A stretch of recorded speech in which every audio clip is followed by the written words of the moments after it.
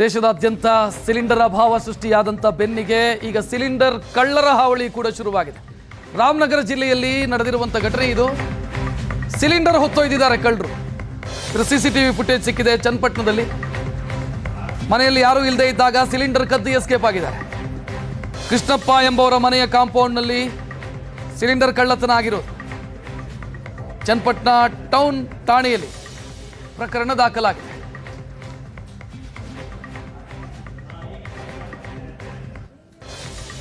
ಇದು ಸಿಲಿಂಡರ್ ಕಳ್ಳತನದ ದೃಶ್ಯ. ಇದು ಚನ್ನಪಟ್ಟಣದಲ್ಲಿ ಕಳ್ಳನೊಬ್ಬ ಮನೆಯ ಆವರಣವನ್ನು ಪ್ರವೇಶಿಸಿ ಸಿಲಿಂಡರ್ ಹೊತ್ತೊಯ್ತಾ ಇರೋದು.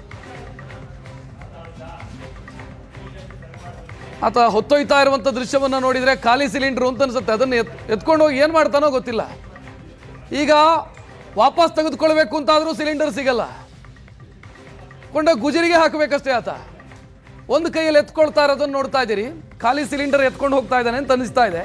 CCTV ಫುಟೇಜ್ ಇದು. ಸದ್ಯ ದೂರು ದಾಖಲಾಗಿದೆ.